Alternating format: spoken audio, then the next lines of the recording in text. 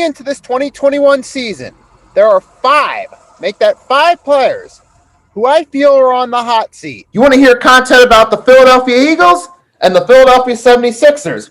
That's straight to the point, no nonsense, no over-the-top shenanigans. Say what we got to say and keep it moving. Then you made the right choice coming to Nikki Steve's channel. So stay tuned. So a little bit ago, I was watching a video about Jake Elliott, and it gave me a video idea. I started thinking of who are five players that I feel are on the hot seat for this 2021 season that have something to prove to me they can still be on the team going forward.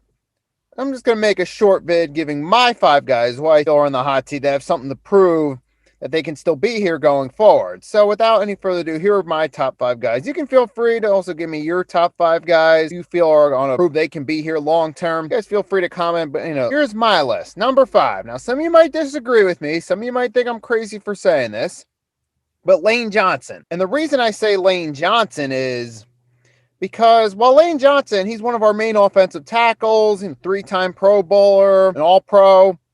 Remember also, Lane Johnson throughout his career, we've had different years where he's dealt with injuries, or he's been suspended, or put on COVID injury list.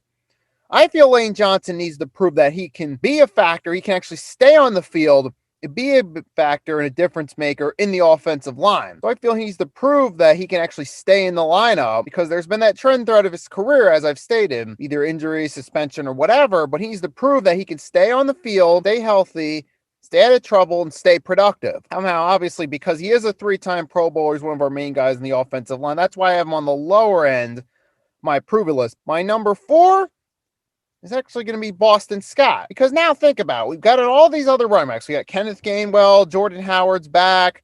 We got Kerryon Johnson. So we got a bunch of running backs. So there's more competition at running back.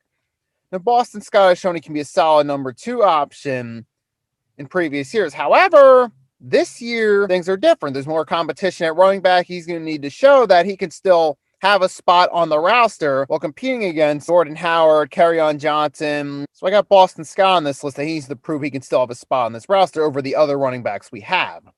Now, my number 3, Derek Barnett. Now, we've seen some good with Derek Barnett, but he hasn't been consistent. Obviously, the fumble in the Super Bowl, obviously, he made the recovery there. That was a big plus for him. He's had some good moments when he's in the rotation, but he hasn't been a consistent guy. He needs to show that he can stay on the field, that he can be a contributing factor, and I feel this season, 2021, is his last chance to prove that. And now I get to my second and first. Now, these are the main two who I feel have to prove something. Number 2, Jake Elliott. We all remember the 61-yard field goal where he first became a name. We all saw last year, his performance was off, especially with extra points. One of the reasons they went for 2 so much, because they didn't trust Jake Elliott with his extra points. So you saw him dip off last year, and he's been working out this offseason trying to prove himself, but Jake Elliott better prove he's going to have to be consistent this year to show that, hey, he can still have a spot as our kicker in the long term. Because those extra points and those field goals do count for something. They're not the only part of the game, but they are something. You miss 2 field goals, you potentially give up 6 points. And if you lose a close game by 5 points, those 2 missed field goals can play a big difference. Or even if you lose a close game and there was a few missed extra points, guess what? Those missed extra points, like say a 5-point game we lose, those 2 missed extra points could play the difference late in the game if, say, the Eagles, okay, they're getting within, like say they're at the other team's 30 or say we played the Cowboys, we lose by 5 points. Say Elliott misses 2 extra points, say. And then later in the game, we're getting close to the Cowboys' 30. Instead of attempting a field goal to try to tie the game and then win it in overtime, we have to try to go for a deep pass to the end zone that doesn't connect. We end up losing that game. We can look back on those 2 missed extra points and say, Elliott should have made those. So those kicks do play a factor, or those be extra points or field goals. Now, I'm just using an example there about if we lose the Cowboys by 5 in the extra points. But the point being is they can play a factor, and Jake Elliott needs to hit on them. And number 1, my main guy, who is on the hot seat with me, who has to prove it this year, no ifs, ands, or buts, Andre Dillard.